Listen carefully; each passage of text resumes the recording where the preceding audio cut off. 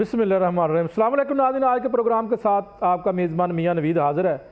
नाज़रीन, लेस्को की बात करेंगे। लेस्को का एक मामला सामने आ चुका है कि मुबैना तौर पर जो लोग नजराना देते हैं ऐसे सार्फिन की किस्तें तो कर दी जाती हैं, लेकिन जो नजराना नहीं देते या जिनकी कोई सिफारिश नहीं है वो बेचारे उनकी किस्त नहीं की जाती। ये जो सलूक किया जा रहा है लेस्को हुकाम की जानब से ये सामने आ चुका है। और यहाँ पर सूरत हाल ये कि आम सार्फ तो परेशान हैं ही, लेकिन ताजर बरादरी इंडस्ट्री वाले वो भी इस पूरे मामले के ऊपर परेशान है। ये क्या मामला है, लेस्को हुकाम ऐसा क्यों कर रहे हैं, क्या वजह है, क्यों उन लोगों को जो मनपसंद है या जो नजराना देते हैं और टाउट माफिया जो है वो मिलकर उनके साथ उनकी किस्तें कर दी जाती हैं। अफसरान जो आला हुकाम लेस्को के वो भी इस मामले के ऊपर खामोशी इख्तियार किए हुए हैं। एक बहुत बड़ा मामला है। सीनियर लाहौर रंग के रिपोर्टर अदनान जी साहब ये मामला सामने लेके आए, मेरे साथ मौजूद हैं। अदनान जी साहब वेलकम प्रोग्राम में। और उसके साथ मेरे साथ मौजूद हैं vice chairman Lahore chamber of commerce Shahid Nazir Chaudhry sahab. Shah साहब वेलकम प्रोग्राम में आपको कहते हैं। अदनान जी, क्या खबर है, ये क्या मामला है? अपने मनपसंद लोग या फिर नजराना देने वाले लोगों को अप्लाई किया जाता है लेस्को में? देखें, सबसे पहले बात यह है कि इस वक्त की जो सूरत हाल है ना कि बिजली महंगी होने के बायस से तकरीबन जो 65% जो इंडस्ट्री है ना हमारी वो वैसे ही बंद हो चुकी है। 65%? जी, 65% इंडस्ट्री हमारी बंद हो चुकी है। और उससे अलावा जो रह गई है वो क्या काम करे, वो दूसरे जो ज़राए हैं बिजली के, जैसे सोलर वगैरह कह सकते हैं, उस पर मुंतकिल हो चुकी है। कितने फीसद मुंतकिल हो चुकी है? यानी कि 65% इंडस्ट्री बंद हो चुकी है। बाकी जो है वो जिन्होंने लेस्को को बकायदा लिख के दिया है कि हमने अब अपना कारोबार नहीं करना क्योंकि हमसे बिजली के जो बिल हैं वो अफोर्ड नहीं होते। उसके बाद जो सेक्रेटरी पावर डिवीज़न थे, उसके अलावा प्राइम मिनिस्टर साहब ने भी ये जारी किया था हुक्मनामा कि जो इंडस्ट्री के सार्फिन हैं उनको मज़ीद रिलीफ दिया जाए इक़साद की सूरत में, और जो बिलों की जो तारीख है उसमें तोसी करवाई जाए। आप ज़्यादातर देखें जो इंडस्ट्री के बिलों की जो तारीख मिलती है वो 21 या 22 है, तो कंज्यूमर का राइट है वो 21 या 22 से अबव 26 या 29 तक करवा सकता है। तो उसके लिए अगर किसी के पास पैसे नहीं है, जो कारोबारी सूरत हाल है वो आपके सामने ही है हमारे मुल्क की, जो माशी तौर पे जो हमारा जो दिवालिया हम हो रहे हैं, तो इस हवाले से जो ताजिर बरादरी है वो कोशिश करती है कि हम अपने बिलों को अक़सात की सूरत में जमा करवाएं। लेकिन लेस्को की निज़ामिया लिख के लगा दिया कि पाबंदी लगाने की वजह क्या है? पाबंदी लगाने की वजह यह है कि जो हमारी रिकवरी ना होने के बराबर है, रिकवरी और लॉसेस पूरा करने के लिए। लेकिन यहाँ पे सिर्फ ये कमाओ का एक जरिया कमाने का एक जरिया पैदा किया गया, किया भी जा रहा है, कुछ लोगों का किया जा रहा है। उस पर बाकायदा हमारे पास लेटर है जो पैसे देता है। एक इन्होंने अपने टाउट रखे हैं इंडस्ट्री के जो बिल लेके आता है, क्योंकि उनकी इंडस्ट्री के जो बिलों की जो है वो करोड़ों रुपए में बिल अदायगी करते हैं वो इंडस्ट्री वाले। अब 50,000 रुपये रेट है सिर्फ तोसी करवाने का, जो कंज्यूमर का राइट है। यानी कि मैं अगर इंडस्ट्री मालिक हूँ तो मेरा राइट है, अगर 22 तक मैं बिल जमा नहीं करवा रहा तो 26 तक करने का लेस्को चीफ और लेस्को के जो हुकाम है वो मजाज हैं। लेकिन उसके अलावा जो अक़सात पे पाबंदी लगाई, ये लीगल हक है कंज्यूमर का, जो कंज्यूमर को हक नहीं दिया जा रहा। अगर कोई दिया भी जा रहा है तो वो सिर्फ टाउट माफिया जो वहाँ पे जिनके जो अपने चहीते हैं, एक RO लेवल के बंदे या कमर्शियल असिस्टेंट लेवल के बंदे, वो इकट्ठे बिल करके आते हैं। तो आगे मैं इस मामले को शाहद नज़ीर चौधरी साहब की तरफ आता हूँ, क्योंकि 65% इंडस्ट्री अगर बंद हो चुकी है तो ये तो एक बहुत बड़ा नुकसान है। क्या कहेंगे? बिल्कुल जी, मेरा ताल्लुक़ Lahore chamber of commerce and industry से है। एज अ वाइस प्रेसिडेंट हूँ मैं वहाँ पे। हमें 2 महीने हो गए हैं अपना चार्ज संभाले हुए। तो आप यकीन करें कि डेली बेसिस पे जो इंडस्ट्रीज़ वाले आते हैं हमारे पास, उनके इतने के मसाइल हैं कि मैं बता नहीं सकता आपको। और अब जैसे मौजूदा टॉपिक पे हम बात कर रहे हैं बिजली के बिलों के हवाले से, तो ये एक सहूलत थी इंडस्ट्रीज़ वालों को, क्योंकि उनके बिल चंद लाखों में नहीं आते, उनके जो बिल हैं मिलियंस में आते हैं या इवन के करोड़ों में आते हैं। तो उनको ऑलरेडी ये सहूलत थी कि अगर उनके पास यकमुश्त अगर किसी का करोड़ रुपया बिल आया है, उसके पास करोड़ रुपया नहीं है, तो उसकी एक साथ वो करा ले, तो एक किस्त वो दे के तो अपना जो इंडस्ट्री है वो चलाता रहता था।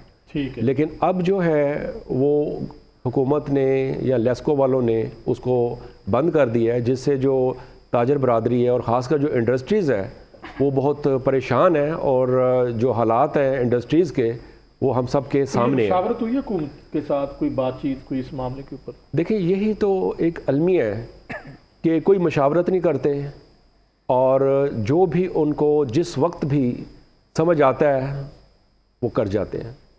देखिए, लाहौर चैम्बर ऑफ कॉमर्स के साथ भी अगर उन्होंने नहीं बैठना, तो जो भी हमारे पास कम्युनिटी आती है, कोई तंजीम आती है, वो कहते हैं हुकूमत नहीं बैठती एज ए स्टेक होल्डर। तो अगर आपके साथ भी नहीं बैठते तो फिर तो ये बहुत बड़ा अलमी है। बात ही यही है कि स्टेक होल्डर्स को जिनके लिए वो ये सारा कुछ करने जा रहे होते हैं, पॉलिसीज़ बनाते हैं, तो अगर वही टेबल के ऊपर नहीं बैठेंगे आमने सामने, वो अपने एक जो मजबूरी है गवर्नमेंट की कि ठीक है जिस तरह इन्होंने अभी फरमाया कि शॉर्टफॉल है कि हमने रिकवरियाँ और टारगेट आपने अचीव करने होते हैं, वो एक इनकी अपनी जगह बात ठीक है, मगर मशावरत के साथ और आगे हमसे भी कोई ये मशवरा करें और उसमें हमारे भी जो तहफ़्फ़ुज़ात हैं उसको मद्देनज़र रखें, तो देन ही कोई चीज़ पे जो है हम आगे चल सकते हैं, मगर नहीं।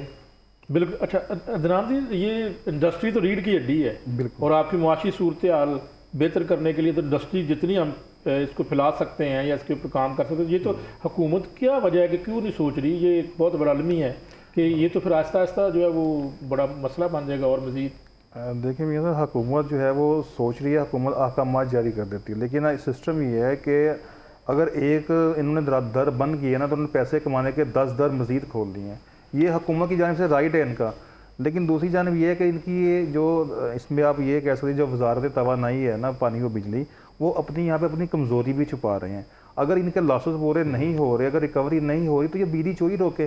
जो इनके अपनी एजेंट है, जो मिलों को, जो इंडस्ट्री को, जो मिल मालकान है, वो करोड़ों रुपए की, अरबों रुपए की बिजली चोरी करते हैं। इनको पता है। जो यहाँ के लेस्को चीफ बैठे हैं, लेस्को बीओ बकायदा जो बीओडी के मेंबरान हैं, जो बोर्ड ऑफ डायरेक्टर है, उनको सारा पता है। जो करते हैं उनको पकड़े, ये तो जो है वो चोरी तो पकड़नी चाहिए ना, जो करते हैं उनको पकड़े, लेकिन जो नहीं करते हैं उनको भी सजा। एक छोटी सी मिसाल देता हूँ कि जो पसीन का इलाका है, वहाँ पे बिजली चोरी करने के लिए हमारी एजेंसी हैं और हमारी जो पुलिस की टीम गई थी वहाँ पे एक बड़े लेवल पे चोरी पकड़ने के लिए। तो उन्होंने लेस्को वालों को, पुलिस को और हमारी जो वहाँ पे जो एजेंसी ने उनको ये रकमाल बना दिया। इस सूरत में जान छूटी थी उनकी कि जनाब वहाँ पे आप वापस जब तक ट्रांसफार्मर नहीं लगाएंगे हम आपको जाने नहीं देंगे। उसकी वजह ये थी कि वहाँ पे तकरीबन 3 MNA हैं और इस वक्त वहाँ पे 3 MNA और MPA भी 2 हैं और उन सब की जो आशीर्वाद है वो बिजली चोरों को भी हासिल है। तो वहाँ पे अगर कोई कार्रवाई करता भी है तो फ़ौरन वहाँ पे किसी MNA की कॉल आ जाती है। तो ये वहाँ पे लेस्को वाले भी व्यवस्था है और हुकूमती जो खुद मशीनरी इसमें इन्वॉल्व है चोरी में, लॉसेस कम मैं शाद करने अली में। साहब की तरफ वापस आता हूँ। शाद अली साहब, अगर इसका हाल फिर क्या है, आप फिर सोलर पे चले जाएंगे सारे?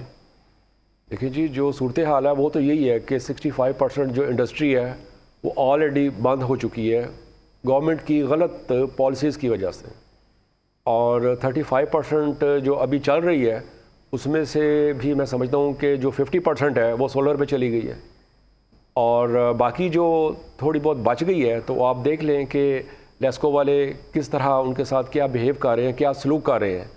तो अगर इसी तरह ही रहा और लेस्को वालों ने या गवर्नमेंट ने कोई नोटिस नहीं लिया तो आप फिर अंदाज़ा कर लें कि हमारी जो मैन्युफैक्चरिंग है या जो हमारी इंडस्ट्रीज़ है वो कहाँ फाल कर रही हैं और आगे फ्यूचर उनका क्या है, और किस तरह वो हमारी जो है गवर्नमेंट जिस तरह हर एक अपने नोटिस में ये कहती है कि हमने एक्सपोर्ट को बढ़ाना है, तो वो एक्सपोर्ट कैसे बढ़ेगी? वो तो नहीं बढ़ सकती फिर। बिल्कुल ऐसा तो नहीं बढ़ सकती, लेकिन हाँ फिर इसके साथ इंडस्ट्री बंद होने के साथ साथ तो लोगों का रोजगार भी जाता होगा। जी बिल्कुल। देखें, जो 65% जो इंडस्ट्री बंद हुई है तो उसके जो मुलाजमीन हैं वो किधर गए? सोचने की बात है ना। तो आपको ये जो लॉ एंड ऑर्डर जो है ये ख़राब होता नज़र आ रहा है, तो ये उसी के वजह से है। ये जो लॉ एंड ऑर्डर ख़राब हुआ है ना, ये उसी वजह से है कि वो जो 65% इंडस्ट्री बंद हुई है और उसके जो मुलाजमीन हैं वो फारिग कर दिए गए हैं, तो उन्होंने कुछ ना कुछ तो करना है ना, अपना पेट पालने के लिए, अपने बीवी बच्चों को दवाई ला के देने के लिए, खाना ला के देने के लिए। तो ये वो सारी वजूहात हैं। बिल्कुल। अदनान जी ये बताएं कि लेस्को वफाकी हुकूमत के ज़ारा इसको वफाकी को डील करती है, तो वफाक की जानब से कोई किसी किस्म का नोटिस नहीं लिया गया कि ये जो इंडस्ट्री बंद हो रही है और ये सारे जो मामला सामने आए अभी तक?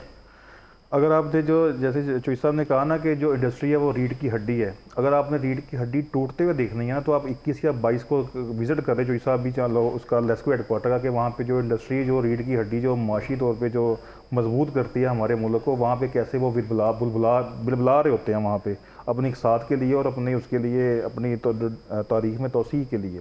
तो रही बात इंडस्ट्री के हुकूमत की जानिब से, तो बाकायदा एक BOD बनाया गया था जिसका मकसद यही था कि ताजरों से, इंडस्ट्री से और मिल मालकान से वो मुज़ाकरात करें कि उनके क्या मसाइल हैं। तो उन्होंने भी यही कहा था कि सर बिजली महंगी है, हमें 1 साल की सहूलत दी जाए, हम अपना बिल ताकि 1 साल में जमा करवा सकें और इंडस्ट्री भी चलती रहे पाकिस्तान की।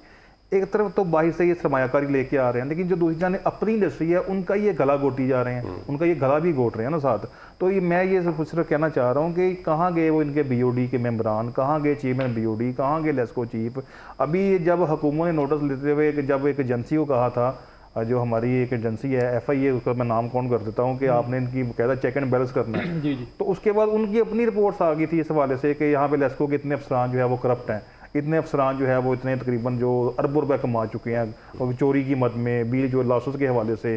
तो मैं यही कहना इसमें चाहूँगा, तो बड़े बड़े इंकशाफात हैं, थोड़ा सा हमें बता दें कि आखिर इसमें इंकशाफात तो ऐसे हैं कि लेस्को चीफ तक का नाम आया है, हालांकि उसने बाद में डिनाई किया ये मेरी रिपोर्ट्स नहीं है। लेस्को के तकरीबन 140 अफसरान पे इल्ज़ाम लगे हैं, एक हसास अदारे की एजेंसी की जानिब से इल्ज़ाम उसमें करप्शन के हैं।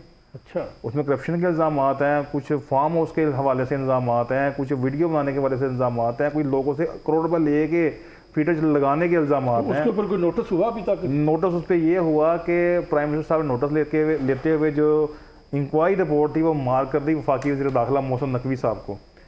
अभी तक वो रिपोर्ट मंजर आम पर नहीं आई कि उसके हवाले से जो प्राइम मिनिस्टर साहब ने नोटिस लिया था, जो वफाकी वज़ीर दाखिला मोहसिन नकवी साहब ने एक्शन किया था, उन्होंने इसका रिजल्ट क्या निकाला है। यानी कि अभी तक बिल्ली थैले से बाहर नहीं आई, लेकिन दूसरी जानिब ये है थैले के अंदर ही अभी बिल्ली भी थैले के अंदर ही। शाद नज़ीर चौधरी साहब ये तो सामने बता दिया उन्होंने कि ये किस तरह का महकमा है, तो अब आप तो ज़ाहिर है ये करप्शन चलती है और पैसे दे के काम होते हैं। जी देख ले, मतलब कितना खुलेआम ये बात हम कर रहे हैं। मैं और आप नहीं कह रहे, ये तो रिपोर्ट है। जी जी, हाँ जी, वही ना, हाँ, कि कितनी खुलेआम ये बात हो रही है। और ये बात हर किसी को पता है कि ये जो महकमे में जो कुछ भी हो रहा है, जो भी करप्शन का सिलसिला जारी है, तो जब तक इसको नहीं रोकेंगे, मिली भगत से जो हो रहा है सारा, कोई भी खुद से ये नहीं कर सकता है, मैं आपको ये बता दूं, ठीक है। और ख़ासकर हमारे इन एरियाज़ में कुछ एरियाज़ होंगे नो गो एरियाज़, वहाँ की बात कुछ और है, लेकिन हमारे जैसे ये हम पंजाब की बात करें, लाहौर की बात करें, तो इसमें ये मिली भगत के बगैर नहीं होता। और इवन कि हमने लास्ट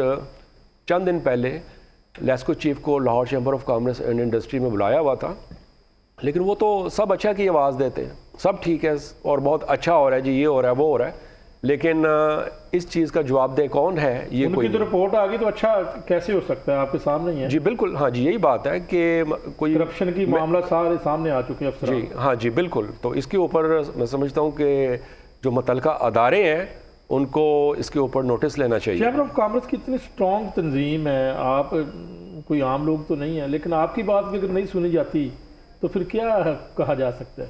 देखें, कुछ चीज़ें वो हमें डायरेक्ट या इनडायरेक्ट बताने की कोशिश करते हैं कि उनके ऊपर जिस तरह अभी इन्होंने बताया कि इतने MNA या MPA प्रेशराइज़ करते हैं और इवन के धमकियां देते हैं, वार्निंग देते हैं, तो उसमें भी कुछ चीज़ें सामने आती हैं कि जो मुतल्लिका अदारे कोई भी हों तो वो अंडर प्रेशर कुछ हो जाते हैं। तो ये भी एक अलमी है। वो खुद अदनानी साहब, वैसे कितने इस रिपोर्ट में मजमूई तौर पर कितने अफसरान हैं जो जिनकी ये रिपोर्ट सामने मंजर यहाँ पर आई है? 140 अफसरान लेस्को के, ये लेस्को के। जी, ये लेस्को के, उसमें SC लेस्को चीफ जो इस वक्त मौजूदा जो कस्टमर सर्विस डायरेक्टर हैं सरवर मुगल, जो इस वक्त चीफ इंजीनियर O&M है अब्बास अली, उसके अलावा जो चौधरी रशीद SC एक्सियंस हैं जो यहाँ पे टाउनशिप में लगे हैं एक्सियन, उसके अलावा एक्सियन सारे मुबैना करप्शन के इल्ज़ाम हैं, एक्सियन राइवेंट हैं, एक्सियन शाहपुर हैं, यानी कि सब पे उनकी एक रिपोर्ट बाकायदा उन्होंने जो है ना उनका जो कहते हैं ना कि काला चिट्ठा खोल के रखा है कि जनाब ये आपके अफसरान की करतूत है। और दूसरी बात ये है कि जो एजेंसी इस मामले में इनकी इंक्वायरी करती वो वैसे में बदनवानी, हरासमेंट, इस किस्म के मामला भी तो सामने आए हैं ना इस रिपोर्ट में। वो आपने, मैं वही अर्ज़ कर रहा हूँ कि अगर ये आपने बदनवानी के हवाले से इनका रवैया या कोई देखना हो ना, इनमें बाकायदा लिखा गया है कि जो यहाँ तक रिपोर्ट में लिखा गया गैर अखलाकी हरकत, गैर अखलाकी मामलात और अफसरान का कंज्यूमर के साथ रवैया कैसा है, कि क्या ये बदतमीज़ी से बात करता है, क्या ये रूटली बोल रहा है उसके साथ, यानी कि यहाँ तक उन्होंने लिखा है इस बारे में। और वो और उसके बावजूद जो है वो उनका कुछ नहीं बन रहा। रिपोर्ट में यहाँ तक लिखा है कि फ़लाँ अफसर ने फ़लाँ जगह पे इतनी करप्शन की है, फ़लाँ अफसर की ये एजुकेशन है, ये भी इसमें मेंशन की गई है, फ़लाँ अफसर ने फ़लाँ बंदे से फ़लाँ जब वहाँ पे तैनात था इतने करोड़ रुपए कमाए हैं। उसके बावजूद प्राइम मिनिस्टर ने नोटिस भी लिया, वफाकी वज़ीर दाखिला के पास वो इंक्वायरी भी आई, लेकिन जिन्होंने इंक्वायरी करनी है उनके नाम भी आ गए, इंक्वायरी ऑफिसर के भी उसमें उनके नाम भी आ गए, जो महकमे ने इंक्वायरी करनी थी उनके नाम भी आ गए, जनाब ये भी बीच में करप्ट है। तो वहाँ पे भी इसलिए भी बाई रिपोर्ट वो वहीं पे रहेगी। यानी कि आवे का आवा ही बिगड़ा हुआ है। आगे का आवाज बिगड़ा हुआ है। ऐसी सूरत हाल में शायद नजीर साहब, आप तो मेरा ख्याल है कि कोई आप कैसे, मुझे तो कोई हाल नजर नहीं आ रहा कि इतना करप्ट महकमा है कि जिसकी रिपोर्ट आ चुकी है 140 अफसरान, बड़ी तादाद में अफसरान है ये। जी बिल्कुल, ये खाली किसी एक महकमे की बात नहीं है, सब में ऐसा है। एक महकमे का, ये किसी एक महकमे का ये रोना नहीं है। आप चाहे FBR को देख लें, आप चाहे लेस्को को देख लें, आप चाहे PIA को देख लें, आप चाहे रेलवे को देख लें, मेट्रो को देख लें, ऑरेंज लाइन ट्रेन को देख लें, जहाँ भी आपको लॉस में जाती हुई कोई चीज़ नज़र आएगी, तो जब तक उसमें बहुत सारे अफसरान बाला शामिल नहीं होंगे वो ये काम मुकम्मल नहीं हो सकता। आपने कितनी दफ़ा कोशिश की कि इसी दौर में कि आपके ये जो मसाइल है उसको हुकूमत के सामने रखें, मुलाकात करने के हवाले से, यानी कोई ख़त लिखा हो? लेस्को के अलावा बाकी हुकूमत के जो आला है, इसमें मिनिस्टर्स आ जाते हैं या दीगर जो लोग हैं। जी बिल्कुल, हमने पिछले 2 महीने में तकरीबन कारोबार से रिलेटेड और अपनी जो हमें मुश्किलात आ रही हैं बिज़नेस कम्युनिटी को, उससे रिलेटेड जो मिनिस्टर हैं, जो वज़ीर हैं, उनको Lahore chamber of commerce and industry में हमने इनवाइट किया और उनको अपने जो तहफ़्फ़ुज़ात हैं, जो हमारी शिकायत हैं, जो हमारे मसाइल हैं, उनसे हमने उनको आगाह किया। तो यहाँ तो वो हमसे यही कह के जाते हैं कि हाँ जी इसके ऊपर हम नोटिस लेते हैं कि चैम्बर ऑफ कॉमर्स में तो कोई ना कोई मिनिस्टर विजिट करता है। जी बिल्कुल, तो फिर हमारे पास जब आते हैं तो वो फिर हमारी बातें सुन के सारा कुछ और यही कह के जाते हैं कि हाँ जी हमारे नोटिस में ये ऑलरेडी नहीं था, तो हम जाके ना इसकी इंक्वायरी करते हैं और इसको बेहतर करते हैं। लेकिन उसके बाद वफाक से कोई बात हुई हो? नहीं, वफाक से अभी तक नहीं, क्योंकि मेन तो वही है। जी जी हाँ जी हाँ जी। अभी हम चूँकि हमें 2 महीने हुए हैं, अभी हम जो है अभी हम उनसे भी रब्ता करेंगे। ठीक है। अदनान जी, कौन वफाक से जो इसके मिनिस्टर कौन है? इनके जो मिनिस्टर हैं वो अवैस लगारी साहब। अवैस लगारी साहब जो है उनके साथ ये रब्ता करें, अवैस लगारी साहब के साथ रब्ता करें। लेकिन मुझे जहाँ तक याद पड़ता है, अगर जो साहब को याद हो, लेस्को चीफ ने जो एक एक्सियन थे PDC के मौलवी इशफाक साहब, उनके साथ मिलकर बाकायदा चैम्बर ऑफ कॉमर्स में मीटिंग की थी। तो वहाँ पे एक ताजर ने, जो हमारे एक दोस्त हैं, उन्होंने कहा था कि फलां SGO हमजा टोन सर जो है वो हमारे काम नहीं करता। तो उल्टा लेस्को चीफ ने वहाँ पे बैठ के कहा था कि सर आपको कि उन्होंने नाजायज़ काम नहीं किया होगा, तो फिर आप उस पर इल्ज़ाम लगा रहे होंगे, सबूत अब लेके आए। यानी कि वहाँ पे लेस्को चीफ ने भी अपने अफसर की साइड लेकर जो ताजर हजरात थे उनको वहाँ पे इनके आप ये कह सकते हैं कि चुप करवा दिया था। तो जब तक आप इंडस्ट्री को कमज़ोर करेंगे, मेरा ख्याल है कि जो लाहौर चैम्बर ऑफ कॉमर्स के जो और चोई साहब भी हैं इसमें मेम्बरान हैं, जब तक वो स्ट्रॉन्ग हो के इनसे अपने मुतालबात के हवाले से बात नहीं करेंगे, इनका ये मामला ठीक नहीं होना।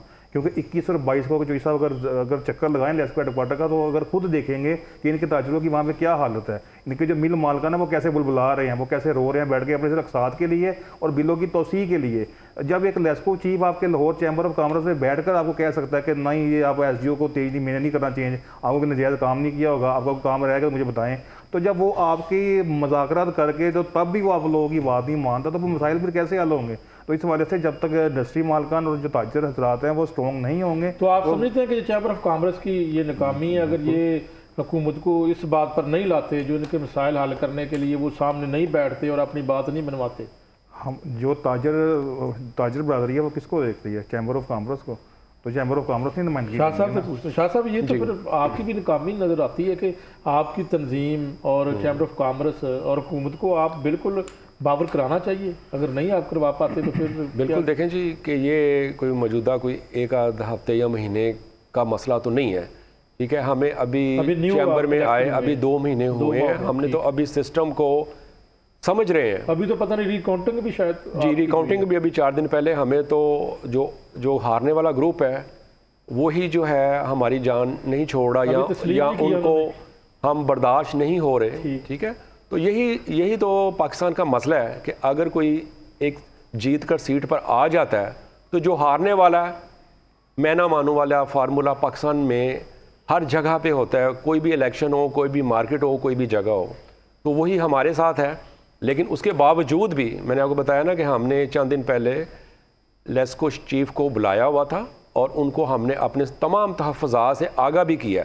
लेकिन अभी जो मुझे भाई की वजह से मालूम पड़ा कि 21 और 22 को वहाँ पे जो इंडस्ट्रीज़ वाले हैं किस तरह बिल बुलाते हैं और रोते हैं, तो मुझे सुन के बड़ा दुख हुआ है। और मैं इंशाअल्लाह ताला मैं आऊँगा, ठीक है, ख़ुद भी आऊँगा और अपने साथ दूसरे मेंबर्स को भी लाऊंगा और इवन के मेरी कोशिश होगी हमारे प्रेसिडेंट साहब भी वहाँ आएँ और हम देखें। और देखें अभी उनको हमने 4 दिन पहले बुलवाया था जो लेस्को के चीफ हैं, तो 4 दिन बाद तो अभी हम उनको पूछ नहीं सकते, 1-2 हफ्ते तो देने पड़ते हैं ना, जो हमने उनको अपनी शिकायत दर्ज करवाई। लेकिन उसके बावजूद अगर उन्होंने उस पर नोटिस नहीं लिया तो फिर हम एक सीरियस जो है ना वो उस पर कोई हिकमत अमली अपनाएंगे। बिल्कुल ठीक है। ये उसमें कोई वादा भी किया गया आपके साथ लेस्को चीफ ने? जी, वादा यही कि हाँ जी आपकी जो शिकायत हैं, क्योंकि वहाँ पे हमने अपने जो इंडस्ट्रियल मेंबर हैं उनको बुलाया हुआ था जिनकी शिकायत थी, उनको हमने ज़्यादा मदऊ किया हुआ था।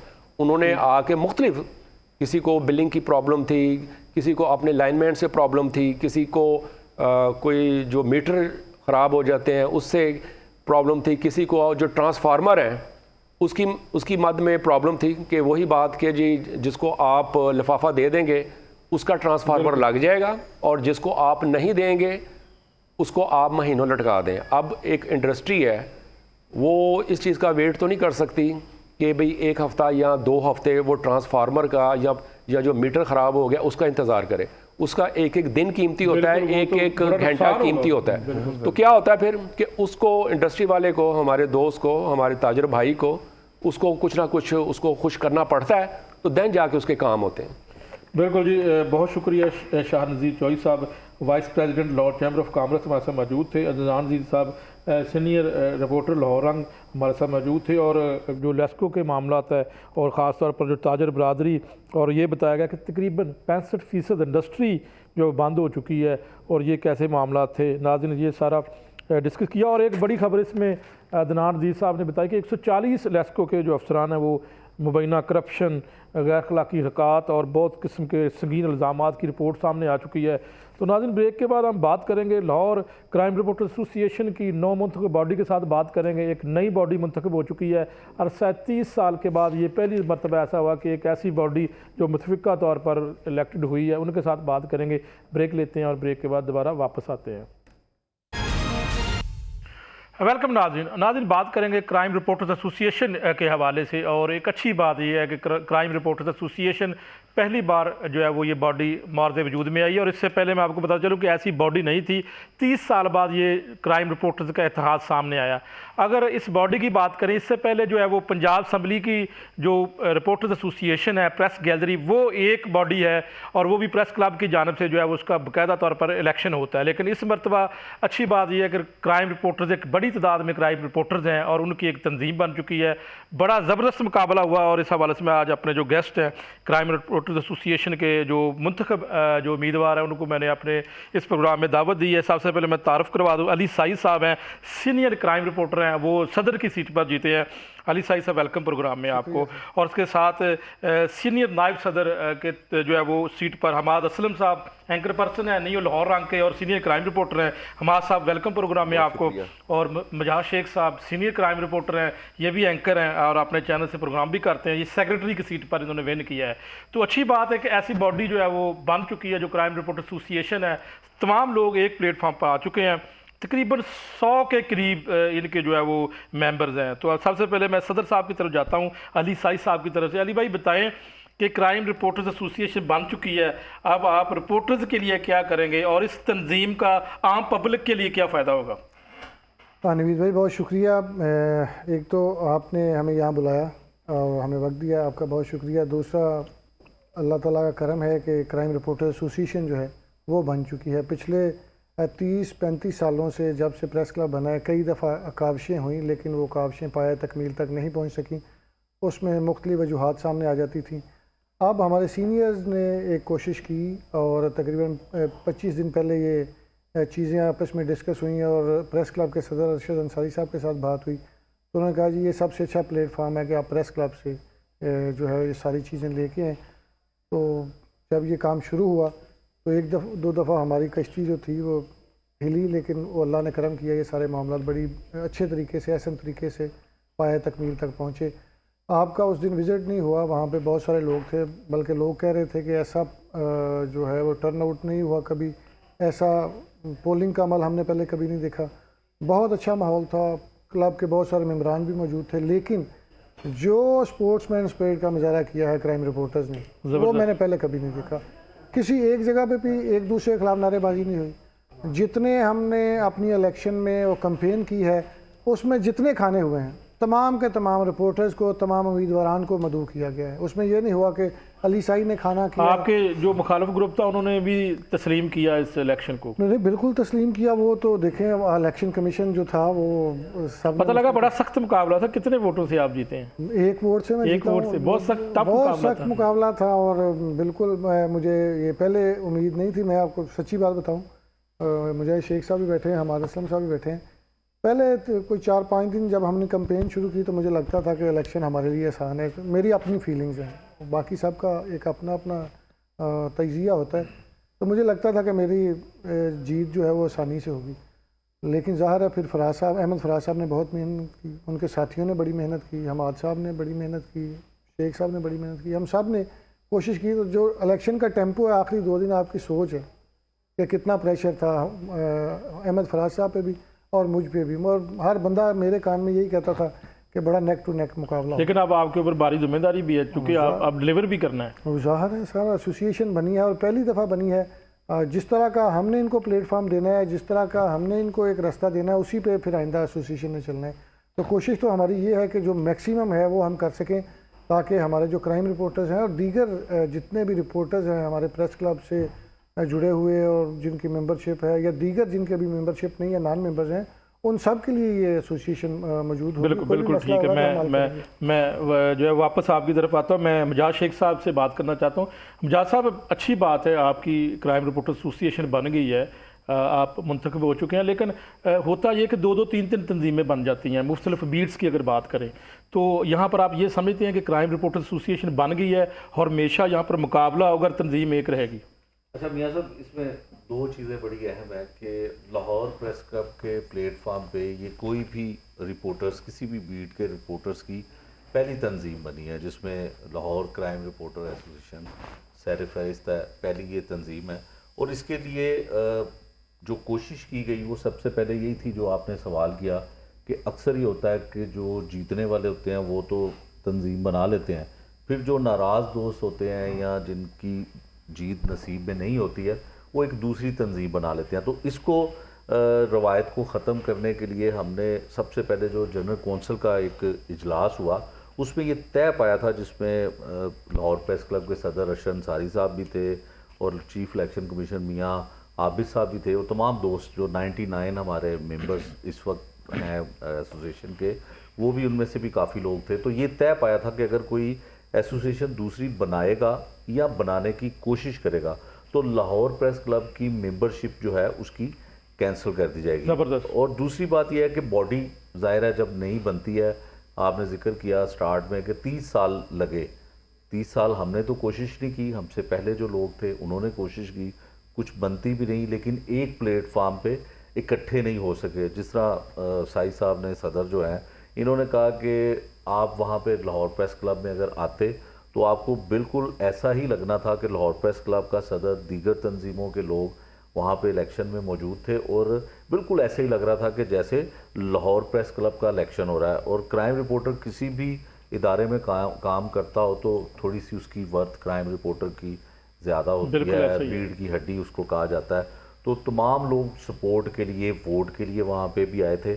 और एसोसिएशन बनाने का मकसद जो है वो सिर्फ हमें ये पेश आया कि बहुत सारे प्रॉब्लम्स ऐसे हैं जो हमारे कुछ साथियों की वजह से डिपार्टमेंट को होते हैं, लेकिन ज़्यादा मसाइल जो हैं वो डिपार्टमेंट की वजह से हमें होते हैं। उसकी हेल्प करना, उनकी हेल्प करना, मदद करना, जो मंशूर अली साई साहब लेकर आए हैं, डेफिनेटली हम इस पे अब बहुत जल्द, सबसे पहले तो हल्फ बर्दारी की तकरीब है उसका एहतमाम किया जाएगा। फिर उसके बाद एक ऐसी तंजीम जो वाकई, जिस तरह आपने कहा कि 2-2, 3-3 तंजीमें, उनके लिए हम आइडियल एक तंजीम जो है वो बनकर सामने आए।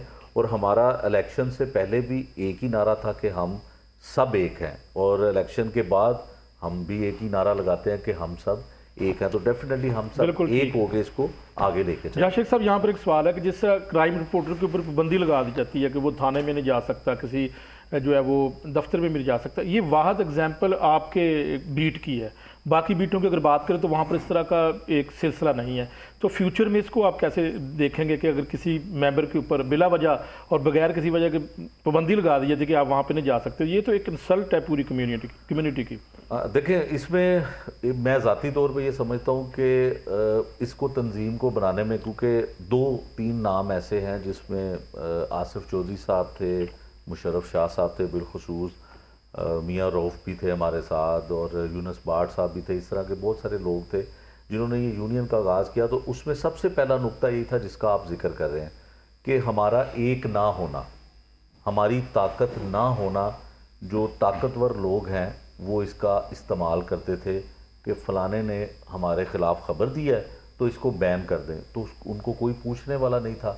यकीनन हर सहाफ़ी का, हर प्रोफेशनल जर्नलिस्ट का ख़बर देना काम है। ना तो अब हम ख़बर देने से रुकेंगे, ना पहले ख़बर देने से रुकते थे, हमारा काम ही यही है। लेकिन अगर इस तरह की पाबंदी अगर लगाई जाती है तो वो यूनिटी ना होने की वजह से था, और अब ये मेरा ख्याल है माजी का किस्सा बन जाएंगे इस तरह के काम। अब तो कोई सोचेगा भी तो वो फिर किसी एक पर नहीं, वो जो 100 के करीब मेंबर्स हैं उन पर पाबंदी लगाएगा, और अगर 100 पर पाबंदी लगाएगा तो फिर जो 3000 से ज़ायद लाहौर प्रेस क्लब के मेंबर हैं उन पर पाबंदी लगाए। तो मेरा ख्याल है ये अब ऐसा ये बड़ा पैगाम है। बिल्कुल ठीक है। मैं सीनियर नायब सदर हमाद असलम साहब की तरफ जाना चाहता हूँ। हमाद साहब बताएं कि आप तो क्योंकि मुखालिफ ग्रुप से जीते हैं, इस वक्त जो सदर आपके हैं और जो जनरल सेक्रेटरी हैं या सेक्रेटरी हैं वो आपका मुखालिफ ग्रुप है, तो आप इनके साथ कितना कंफर्टेबल है चलने के लिए? आपका बहुत शुक्रिया। क्राइम रिपोर्टर एसोसिएशन बनाने का मकसद, जैसा कि इन्होंने बताया, कि हम सब एक हैं।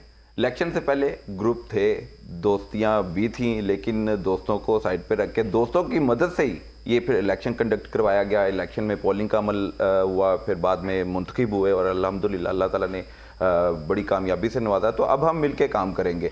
अब ग्रुप नहीं है, अब हमारा एक ही ग्रुप है, और वो है crime reporter association group.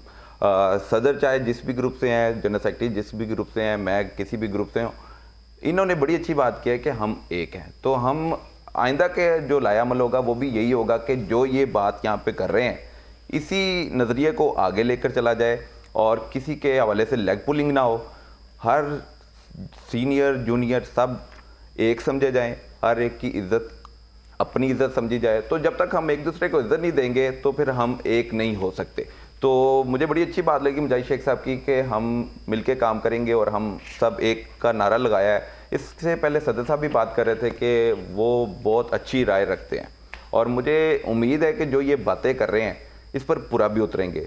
No doubt election के मद्दे मुकाबल हमारा सदर का उम्मीदवार था अहमद फराज, जियो से उनका ताल्लुक़ है, तो वो अली साई के मुकाबले में आए थे, लेकिन एक वोट से वो लूज़ कर गए। तो जो उम्मीदें उनसे थी वही उम्मीदें अब इनसे वाबस्ता हो गई हैं। तो अब हम उम्मीद यही जाहिर करेंगे कि जो क्राइम रिपोर्टर्स की इज्जत है उसको बरकरार रखा जाए। अगर कोई पुलिस ऑफिसर या PROs, ख़ास तौर पे PROs मिसगाइड करते हैं पुलिस अफसरान को, तो वो फिर पुलिस अफसरान अपनी राय बना लेते हैं, और राय बनाने में PROs का बड़ा किरदार होता है, और फिर रिपोर्टर्स उसका नुकसान उठाते हैं।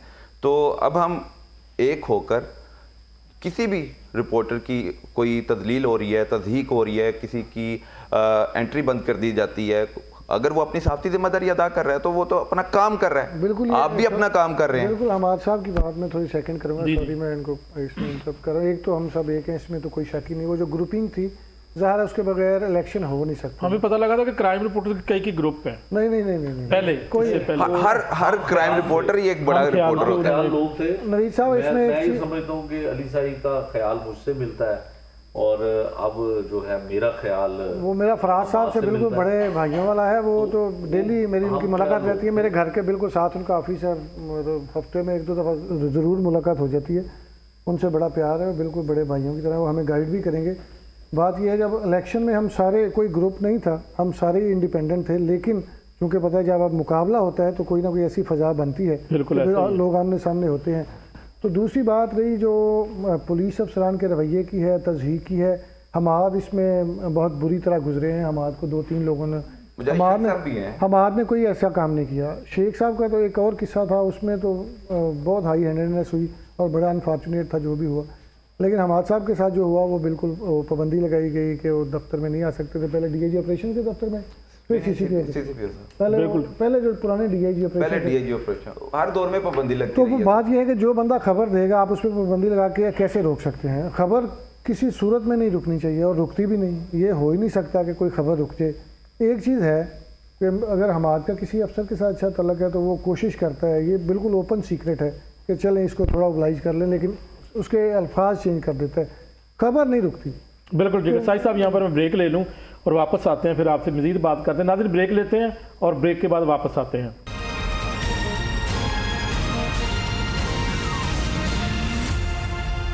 की जो 9 मंथ की बॉडी है उसके बारे में, और हमें ज्वाइन किया है उमर यकूब साहब, सीनियर क्राइम रिपोर्टर हैं और इन्होंने भी इलेक्शन जीता है बतौर फिनांस सेक्रेटरी। उमर साहब वेलकम प्रोग्राम में आपको। आपकी तरफ ही आना चाहता हूँ कि आप एक तंजीम बन चुकी है, क्या उम्मीदें वाबस्ता हैं इस तंजीम के साथ? 2 साल के लिए आप मुंतखब हुए हैं, तो क्या कोई फंड शंड भी इकट्ठा करना है और कम्युनिटी के लिए क्या काम करना है? देखिए नवीद भाई, असल इशू या असल मकसद फंड्स इकट्ठा करना नहीं है। हम एक ऐसी बीट से वाबस्ता हैं जो बड़ी सेंसिटिव है और हर इदारे की बैकबोन कंसिडर की जाती है। हमें बहुत से नए लड़के हैं जो बहुत कुछ सीखना चाहते हैं, लेकिन कोई ऐसा इदारा नहीं है जो इनके रिफ्रेशल कोर्सेज करवाता हो, इनको अपग्रेड करता हो। तो हमारा बेसिक मकसद तो ये था कि हम एक ऐसी यूनिटी बनाएं, एक ऐसी कम्युनिटी बनाएं जिसके अंदर जो हमें इश्यूज़ दरकार होते हैं उनको रिजॉल्व करने के लिए कोई हमें लीड करे, हमारे साथ चले। तो अल्हम्दुलिल्लाह कम्युनिटी बन गई है। सदर यहाँ पर मौजूद हैं, सेक्रेटरी यहाँ पर मौजूद है, तो सब मिल के इंशाल्लाह हम लोग ऐसा काम करेंगे कि इस कम्युनिटी के लिए जो स्पेसिफिकली क्राइम के इश्यूज़ को डील करती है उनकी बेटरमेंट के लिए काम किया जाए, वर्कशॉप्स का इनेकाद किया जाए, उन्हें ट्रेन किया जाए कि किस तरह से सेंसिटिव इश्यूज़ को हैंडल करना है, कवर करना है। क्योंकि बहुत से ऐसे इश्यूज़ आज तक मुझे 15 साढ़े 15 साल हो गए क्राइम रिपोर्टिंग करते हुए, तो हमारी गलतियों की वजह से जब हम उसको रिपोर्ट कर रहे होते हैं तो हमारी ज़रा सी लापरवाही की वजह से वो इशू इतना फैल जाता है और उसका नुकसान ना सिर्फ हमारी मुल्क को पहुंचता है, हमारे मुआशरे को पहुंचता है। बहुत से ऐसे लोग जो बेचारे बेगुनाह होते हैं, लेकिन हमारी जल्दबाजी की वजह से वो मतलब उनको सज़ाएं मिलती हैं। तो हमारी कोशिश ये है कि इस कम्युनिटी को इकट्ठा करके ना सिर्फ अपने आप को अपग्रेड किया जाए, क्योंकि पाकिस्तान के अंदर ख़ास तौर पर पंजाब में एक ऐसा इदारा है जिसके बारे में कहा जाता है कि सिर्फ वो वाहिद इदारा है जो अपने स्टाफ की हर 6 महीने बाद उनको अपग्रेड करता है, उनकी ट्रेनिंग्स कराता है, वो है PFSA, Punjab forensic science agency. उसी तरह का मॉडल हम लोग भी लाना चाह रहे हैं ताकि वो क्राइम रिपोर्टर्स जो ज़्यादा जिनका तजर्बा नहीं है और जिस स्पीड से ये TV की दुनिया काम करती है, हम चाहते हैं कि हम उनमें से टाइम निकालें और अपने कुलीग्स को, अपने सीनियर्स की मुशावरत से, जो तजर्बा याफ्ता है उनकी मुशावरत से उन्हें ट्रेनिंग दी जाए। आपको तकरीबन 15 साल हो चुके हैं आपने बताया, तो किस किस्म के आपको प्रॉब्लम्स फेस करने पड़ते हैं फील्ड में? देखें, ये जो बाय लॉज है ना, वो कोई डिसाइडेड नहीं है। हम लोग अपने मदद आपके तहत खुद ही कानून बनाते हैं, उसके तहत स्टोरीज कवर करते हैं, उनको रिपोर्ट करते हैं। फॉर एग्जांपल एक वाक़या हुआ था, 2013 की बात है, एक 5 साल की बच्ची के साथ रेप हो गया। हम जब उस स्टोरी को कवर कर रहे थे, वो गंगाराम हॉस्पिटल के बाहर उस बच्ची की वहाँ से मिली थी वो, तो हमने उस बच्ची का नाम भी दिया, उसके वालिद का मैंने इंटरव्यू भी किया, उसका घर का एड्रेस भी बताया, उस इलाके को भी नॉमिनेट किया कि ये यहाँ की रहने वाली है। तो बाद में आइडिया हुआ कि ये जो हम गलतियाँ कर रहे हैं ये हमें नहीं करनी चाहिए। हालांकि ये कोई इदारा होना चाहिए जो हमें ट्रेनिंग देता कि आपने किस तरह से रिपोर्ट करना है, किस तरह से नहीं करना। तो आहिस्ता आहिस्ता हम अपनी गलतियों से खुद ही सीख के आगे चल रहे हैं। तो अब इस तरह कई ऐसे हमारे साथी हैं जो कि रिसेंटली जिन्होंने मीडिया ज्वाइन किया है और वो क्राइम रिपोर्टर बन रहे हैं। बिल्कुल मैं यहाँ पर अली साई साहब से पूछता हूँ। अली साई साहब, उमर यकूब साहब ने जो पॉइंट आया है कि गलत रिपोर्टिंग तकरीबन उन्होंने बताया कि हो जाती है, जो यंगस्टर आते हैं, तो इसको आप कैसे आगे लेकर चलेंगे? जो यंग नए क्राइम रिपोर्टर्स हैं उनको ज़ाहिर उनकी भी मेंबरशिप आगे कैसे करेंगे? ये तो एक सिलसिला चलता रहेगा। मियां साहब दोनों सवालों के ज़रा जवाब दें। बिल्कुल, मैं आपको ये बताता हूँ, ये चीज़ मैंने फेस की जब मैंने ज्वाइन किया as a crime reporter city 42 को। तो मैंने देखा जब मैं फील्ड में जाता था तो मेरे साथ एक बड़ा नाम जुड़ा हुआ था, सर साई साहब मरहूम का, अल्लाह ताला उनको बड़ा नाम, बड़े भाई थे मेरे। ये सब मुझे बड़ी मुकाम था, आमीन, सब मुझे बड़ी रिस्पेक्ट देते थे। लेकिन वो जो ख़बर का मुकाबला है ना, वो मुझे लगता था कि ये लोग बिल्कुल लिफ्ट नहीं करवाते, किसी से पूछते भी थे तो उस तरह गाइड नहीं करता था। फिर आप किसी अफसर के पास बैठे हैं तो मेरा रिलेशन बड़ा अच्छा है, तो मैं कोशिश करता था कि जो नया बच्चा है उसको फारग ही करवाया जाए। एक ये वाला कल्चर जो है ये इसमें ख़त्म हो जाए ना, तो छोटे जो हमारे जूनियर्स हैं वो वैसे ही प्रमोट हो जाते हैं। अगर आप किसी जगह पे बैठे हैं, किसी बड़े अफसर के पास बैठे हैं, तो आपका कोई जूनियर आया तो आप उसको सपोर्ट करें कि ये बड़ा अच्छा बच्चा है, ये बड़ा वर्कर आदमी है, वो आहिस्ता आहिस्ता चीज़ें पता चलती हैं। मैंने देखा कि समेत मेरे हम अपने सोर्सेज बताते ही नहीं कि किस तरह हम खबर ये तो कोई भी नहीं बता। ये तो कोई भी नहीं, लेकिन फिर आहिस्ता आहिस्ता जब आपका एक्सपीरियंस होता है तो फिर आपको सारी चीज़ें पता चलना शुरू हो जाती हैं। तो मेरा ख्याल है जो नए बच्चे आते हैं हमें उनको साथ लेके चलना चाहिए, उनकी ट्रेनिंग करवानी चाहिए, उनको बताना चाहिए कि उनको क्या करना चाहिए, उनके लिए क्या मैसेज है, देखिए वो क्या करें, फील्ड में आ गए मियाँ हैं, साहब, कुछ नहीं करा। ये एक चीज़ और मुख्तलिफ चीज़ है कि यहाँ पे हमने देखा है कि अब तो हर बंदा माइक उठा के निकला हुआ है।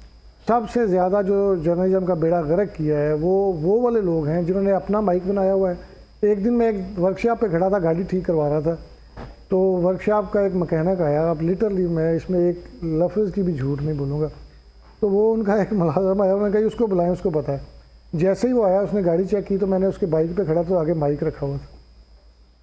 तो इसमें तो थोड़े से वो भी आ जाते हैं यूट्यूबर जो वो इसमें जी मियां शेख साहब ये है कि जिस बात का आपसे दोबारा जिक्र उमर यकूब कर रहा है ना, वो बात ठीक है। वैसे तो अगर आप यूट्यूबर का जिक्र करें तो फिर कच्चे के डाकू भी जर्नलिस्ट बन गए, साफ़ी बन गए। लेकिन जो बात उमर ने की वो इस तरह से, वो वाक़या मुझे भी याद है कि शायद 5-6 साल की बच्ची थी, इससे भी कम होगी, तो उसके साथ उसका मुलजिम भी आज तक नहीं पकड़ा गया। ये भी हमें पुलिस को आईना दिखाना चाहिए कि आज तक उसका मुलजिम भी नहीं पकड़ा गया।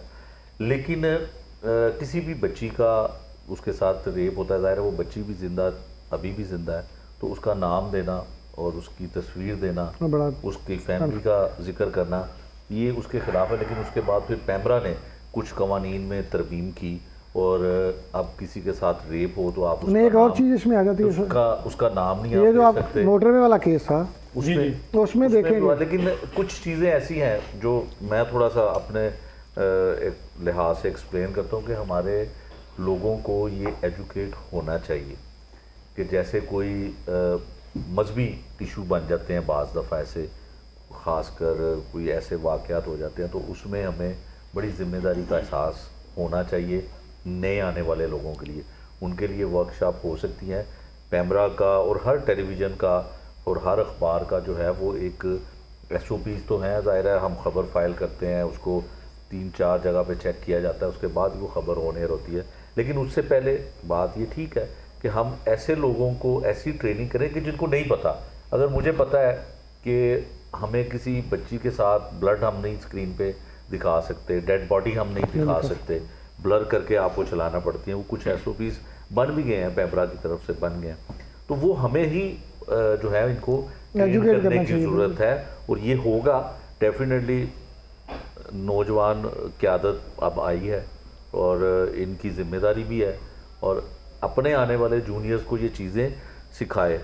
बात सिर्फ ये है कि सिर्फ हमें ही ठीक करने की ज़रूरत नहीं, हम थोड़े से ख़राब हो सकते हैं या हमारे लोग थोड़े से एक्सपीरियंस में ज़्यादा नहीं है, क्योंकि जो भी बंदा आता है कोई माँ के पेट से जो है वो साफ़ी मुकम्मल बन के नहीं आता है, उसको थोड़ा बहुत सीखना पड़ता है। पढ़े लिखे नौजवान है, यूनिवर्सिटियों से जो है वो पढ़ कर आए हैं, तो उसके बाद थोड़ी सी इनको ट्रेनिंग की ज़रूरत है। लेकिन ज़्यादा ट्रेनिंग की ज़रूरत उस डिपार्टमेंट की है जिनके साथ हमारे मसाइल वो होते तो फिर हैं। आप बॉडी कंडक्ट कराएगी ना, इस वो तरह की। बिल्कुल कराएंगे हम, उस इंशाल्लाह तरह की चीज़ें जो सेशन। हैं हाँ, वो शुरू में करवाई कराएंगे। जाएंगी। और दूसरी सबसे बड़ी बात है कि बहुत से ऐसे मामला हैं कि पुलिस शायद ये सोचती है कि ये भी इनकी रियासत है। मीडिया या क्राइम रिपोर्टर जो हैं उनके ज़हन में एक खाम ख्याली है कि ये भी उनके रियासती जो हैं वो लोग हैं कि एक हुक्म करेंगे तो ये ऐसे हो जाएगा तो वैसे हो जाएगा। अब ऐसा नहीं होने देंगे, जिसकी वजह से ये प्लेटफार्म, एक एसोसिएशन जो है वो वजूद में आई है कि